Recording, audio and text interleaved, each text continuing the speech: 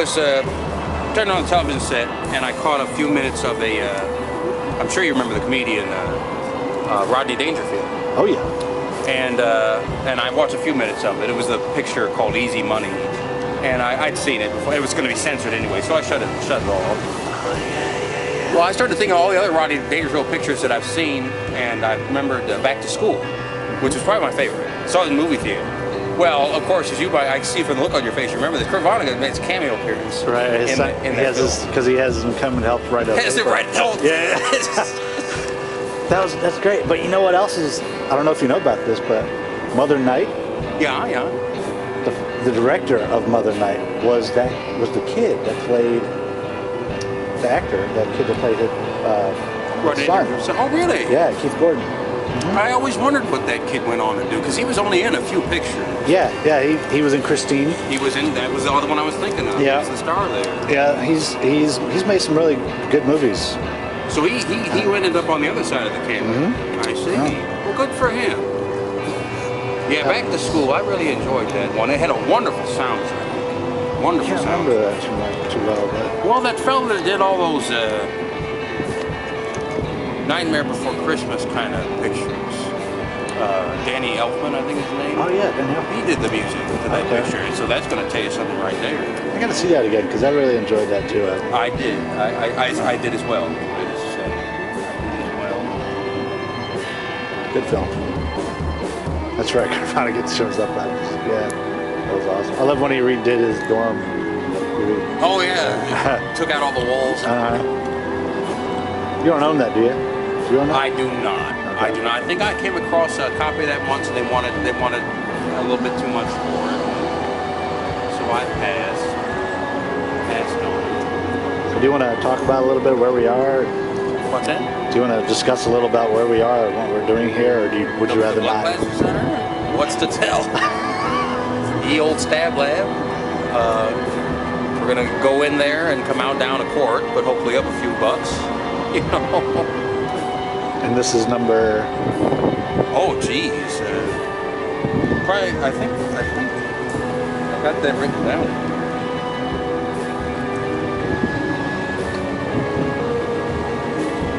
Number 746.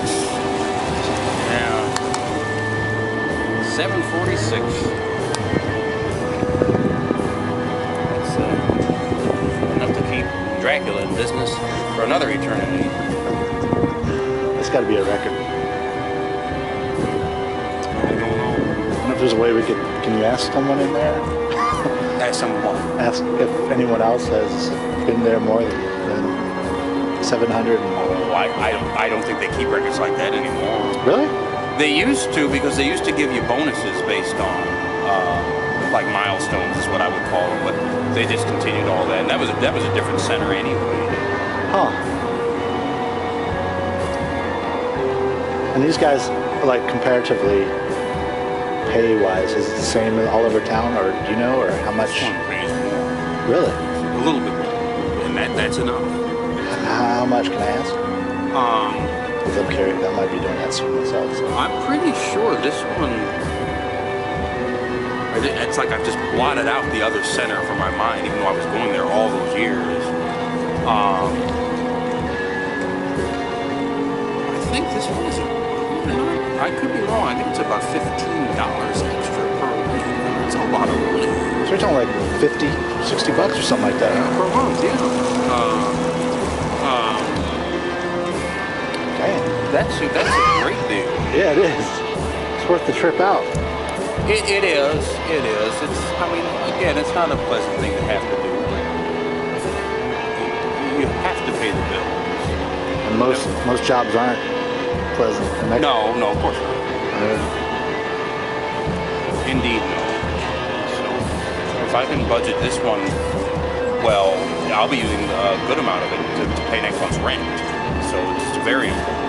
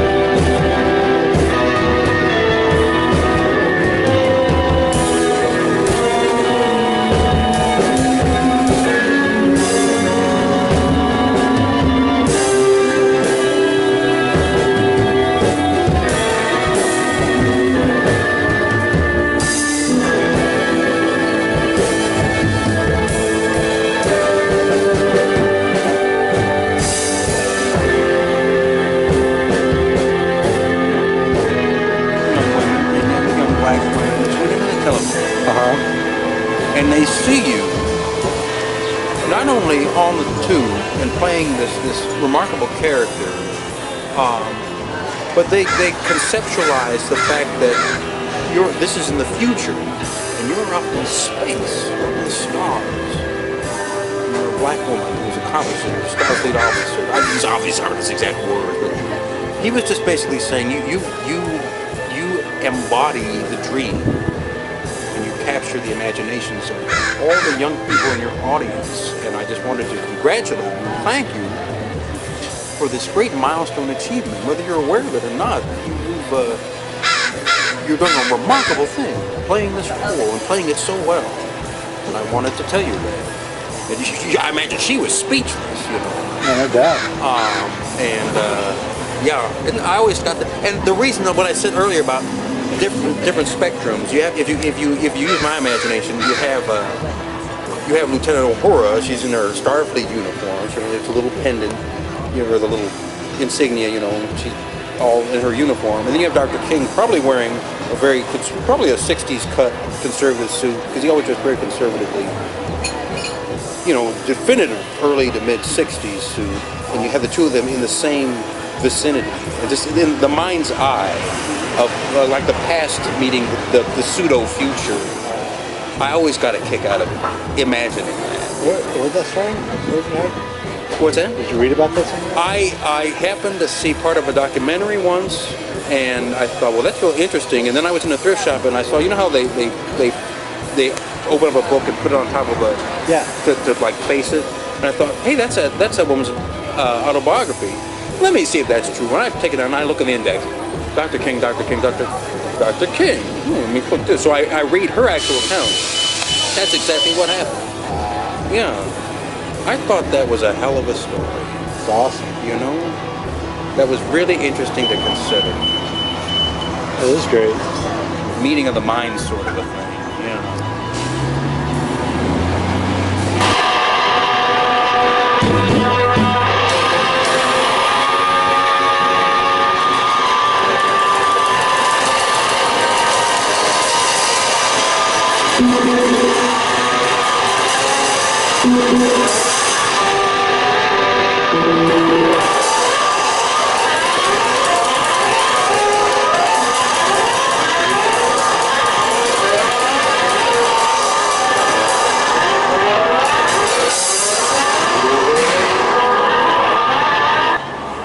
Yeah, and then you figure, now mind you, I don't remember exactly what year that was, but they were his last days, you know, because he was shot in '68. Right. And so he was very near the end of his well, his earthly volition, let's say.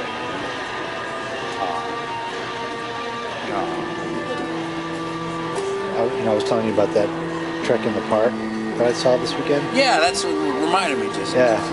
And they actually had a black actress playing Uhura. and I just had to comment to my friend there. And I was like, wow, I can't believe they found a black actress in Portland to play Uhura. Because, Portland's so white.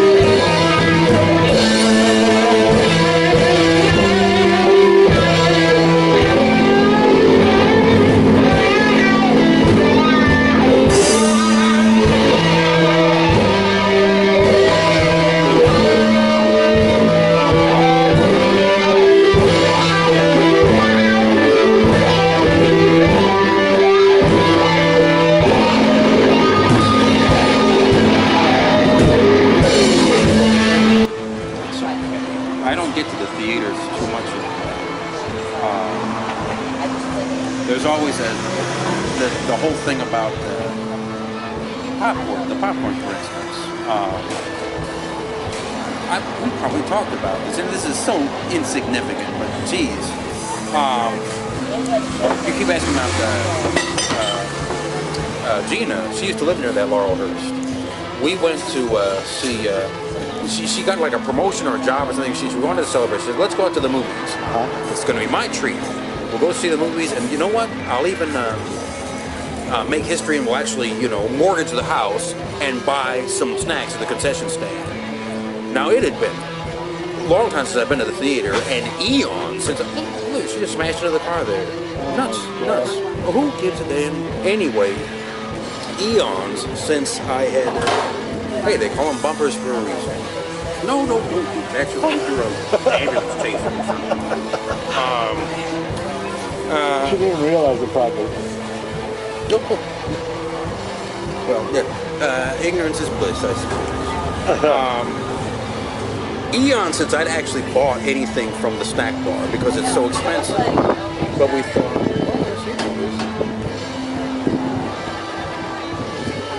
I'm sure my car. She plowed into it. I'm sure it's fine. Just go there and pretend like it's my car. What the hell are you doing? So anyways. No, that's terrible. That's terrible. Well, anyway, yeah. So I was thinking, wow, we're gonna go to the movies. We're gonna get a bag of popcorn, or the tub of popcorn there, yeah, and that's going to be really good. Now, let me preface this by saying I am aware that they have not put real butter on popcorn since the Great Depression. I am aware that they use that yellow, glow-in-the-dark, toxic waste sludge stuff, which, over the past few decades, if you have enough of it, because it's a butter substitute, it is a surrogate, you kind of acquire a taste for it too. So, okay, I know that's what it's going to be. Fine, pack it on there, and we get in there. You know what it is to have your palate set for something. And the movie's gonna start, and and we got the large, eating that popcorn, and the popcorn was hot, and it was damp, and it was sticky, but it tasted like nothing, like just nothing. What the hell is this? So we go back out, and she actually, I was so angry I didn't even care. She actually asked the fella, "Hey, what is this topping? What are you putting on this popcorn?" I've lived too long. Partially hydrogenated soybean oil. Now, just to give you an example, if you were to go into my house and go into the baking cupboard and pull out a can of Crisco oil, the white, the shortening, take a scoop of that, put it on the stove, melt it down, liquefy it, that's what you've got. That's what they're putting on the popcorn. Why not just sprinkle hot water on it, you know? So, we did two things. Next time we were there, we ordered popcorn. Oh, please, hold the butter topping. We don't want any of that. We, by God, snuck in a thermos with our own real butter and dumped it in there. The other thing we did, the second time, we got popcorn, we had them put that stuff on there so that the popcorn would be slick. And then, you know, they have the little condiments bar of peppers and salt and Parmesan cheese. I never understood what the big deal about this stuff was. Everyone's having spaghetti, you gotta have the Parmesan cheese, oh, pay for that. I put a sprinkle of it on there, and, you know, what's the big deal? I guess what I was doing wrong is I was never using enough of it. Well, we have this nice, great big tub of damp popcorn. I took that container and unscrewed it and dumped, and then shook it up so that the popcorn was caked and saturated with it. Now I know what the big deal about Parmesan cheese is. And that was very good. Very good.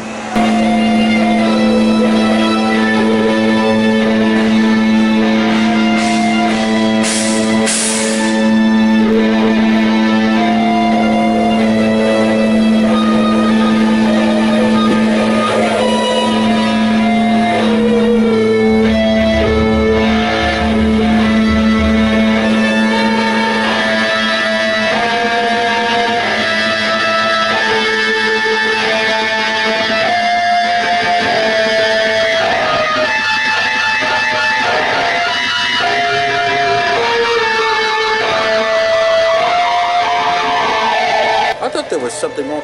I had an experience once years ago where I actually, if you have, the only natural remedy for a toothache is clove oil, eugenol. That's the only natural remedy, short of going to a dentist. And I have a little vial of that because I've had excruciating toothaches before. Yeah. Well, they usually come in the middle of the night, and I was in a situation where it was upper jaw. And I'm trying to figure out some way to put a droplet of that right on the spot because apparently it's so, I knew ahead of time that's why I say apparently it's so potent that if you get that on, I mean it'll kill the nerves. So it literally kills the pain by killing the nerves. It paralyzes it.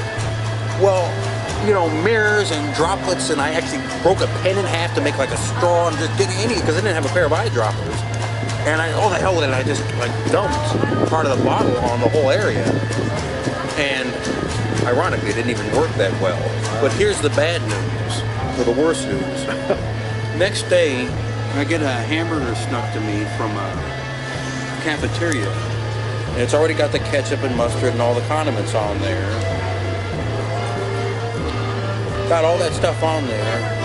And I go to unwrap that and have take a great big bite. I was so hungry, you know, I'm chewing it, and I'm thinking, wow, they must have burnt this, because all I can taste is char, like charbroiled. But there's ketchup, there's cheese, there's mustard. Well, since when does ketchup not work? Since when is mustard broken? I mean, it's not like condiments run on batteries. What the hell's the matter with this? And then I realized, it's not the hamburger. Oh my God, I've killed a bunch of my taste buds. I'll never be able to enjoy food again. I was in hysterics because I thought, I can't. All I could taste is what do they say? You have sweet, sour, salt, and there's a fourth one I can't remember. And whatever the two good ones and the two rotten ones, I could taste the lousy ones. I couldn't taste the good ones. I was so upset. They eventually came back. How long did it take, you remember? How long did it take? Not that long, actually. But I didn't know that at the time, because the account that I read of how powerful that stuff was, I thought, no, you blew it. You ruined your sense of flavor. Oh, I was upset because eating is one of the few pleasures I have. Yeah, that'd be horrible. Jeez, I tell you, That'd be horrible.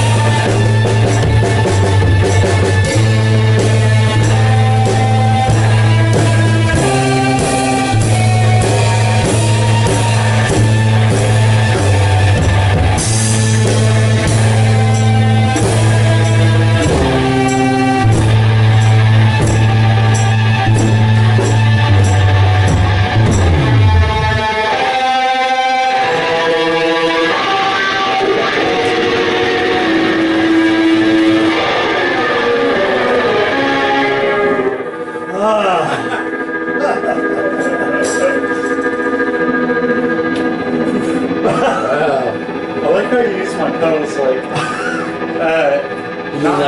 not how I use them, but totally randomly, have no idea what I'm doing. that was epic. That was fun. It's like, yeah, I guess I wouldn't do that, but now I know.